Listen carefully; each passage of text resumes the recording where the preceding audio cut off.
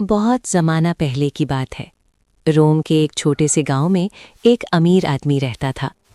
اس زمانے میں غلامی عام بات تھی۔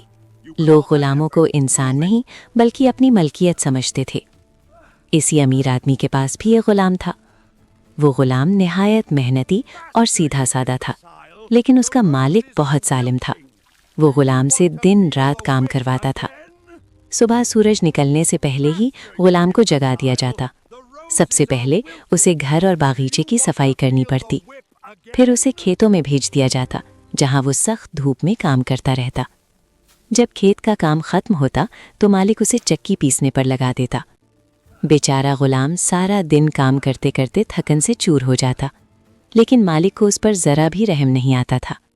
اگر غلام سے معمولی سی غلطی بھی ہو جاتی تو مالک اسے ڈانٹتا اور سزا دیتا۔ آہستہ آہستہ غلام اس ظلم سے تنگ آ گیا۔ ایک دن اس نے فیصلہ کیا کہ وہ اب مزید یہ زندگی برداشت نہیں کرے گا اور وہ اپنے مالک کے گھر سے بھاگ جائے گا۔ ایک رات جب سب لوگ سو گئے تو غلام کو موقع مل گیا۔ وہ آہستہ سے اٹھا، اپنے ساتھ ایک لالٹین اور کچھ کھانے پینے کی چیزیں لیں اور خاموشی سے گھر سے نکل گیا۔ جب مالک کو صبح پتہ چلا کہ غلام بھاگ گیا ہے تو وہ بہت غصے میں آ گیا۔ اس نے فوراً اپنے نوکروں کو بلایا اور غلام کو تلاش کرنے نکل پڑا، لیکن غلام بہت دور جا چکا تھا۔ وہ چھپتے چھپاتے ایک گھنے جنگل میں پہنچ گیا۔ وہاں اسے ایک غار نظر آئی۔ غلام نے سوچا کہ یہی جگہ اس کے چھپنے کے لیے ٹھیک ہے۔ وہ غار کے اندر جا کر لیٹ گیا، لیکن اچانک اسے خوفناک دھاڑ سنائی دی۔ یہ آواز ایک شیر کی تھی۔ غلام خوف سے کانپنے لگا۔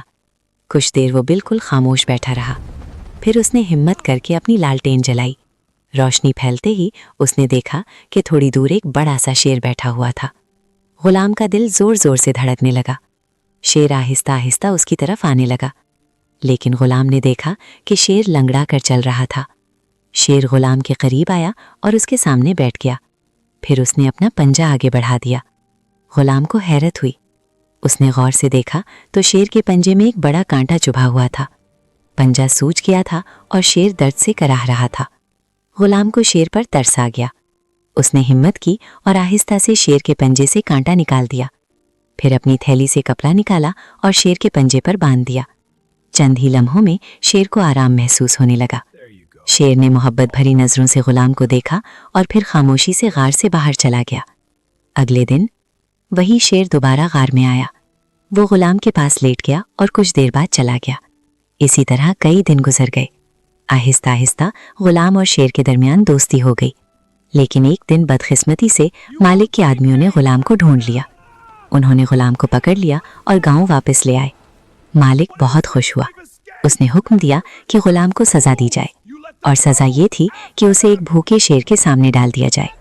اس عجیب سزا کو دیکھنے کے لیے پورے شہر کے لوگ جمع ہو گئے۔ ایک بڑے میدان میں غلام کو کھڑا کر دیا گیا، پھر پنجرا کھولا گیا اور ایک بھوکا شیر باہر نکالا گیا۔ سب لوگ سانس روکے یہ منظر دیکھ رہے تھے۔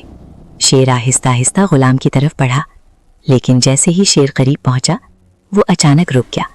اس نے غلام کو غور سے دیکھا اور پھر محبت سے اس کے ہاتھ چاٹنے لگا۔ یہ دیکھ کر سب لوگ حیران رہ گئے۔ یہ وہی شیر تھا جس کی غلام نے مدد کی تھی۔ غلام نے بھی پیار سے شیر کے سر پر ہاتھ پھیرا۔ یہ منظر اتنا حیرت انگیز تھا کہ سب لوگ تالیاں بجانے لگے۔ آخرکار بادشاہ نے حکم دیا کہ غلام کو آزاد کر دیا جائے اور شیر کو بھی اسے غلام کے حوالے کر دیا جائے۔ اس طرح غلام اور شیر ہمیشہ کے لیے آزاد ہو گئے، اور اس کہانی سے ہمیں یہ سبق ملتا ہے کہ نیکی کا بدلہ ہمیشہ نیکی سے ملتا ہے۔